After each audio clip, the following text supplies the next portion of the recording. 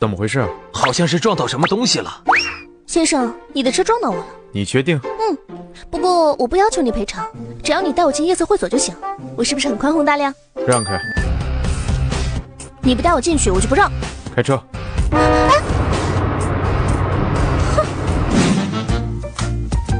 您好，这里是私人会所，您不可以入内。那凭什么他可以进去啊？对不起，这里是私人会所。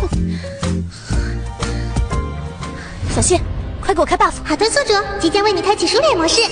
熟脸模式？那是什么模式？就是所有人看到你都觉得面熟啦。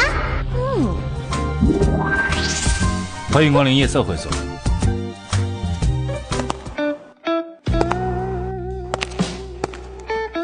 白佳宁才到夜色会所工作也才3个月，很快就认识了傅庭川。白佳宁很懂得示弱，傅庭川是自小就有英雄主义的男人梦，正好就吃这一套。我过去会会他们。你来这里干什么？我想来就来了呀。你这么做没有意义。就算你闹得再厉害，我和你的婚也离定了。啊，你不会以为我是来捉奸的吧？一个已经出轨的男人，不值得我费劲捉奸闹的。你放心，我就是来玩玩的，你千万要当做不认识我，别说我是你老婆，要不然我怕你的小情人会吃醋生气。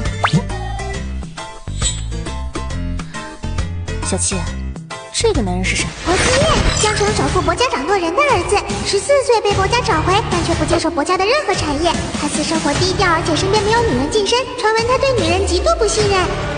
你回去告诉他们，这次留他们一条命，将功赎罪，听清楚了没有？先生，你撞了我还没有赔偿呢。医生，要不要我处理一下？你先出去。我刚刚被你的车窗卡到这里了。是吗？是啊，你瞧，是不是有一条红痕？你看到了吗？够了，想来夜思钓凯子，外面多的是富二代。不行，必须是你。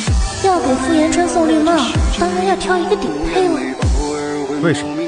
因为我对你一见钟情啊。可突然回想起了全部。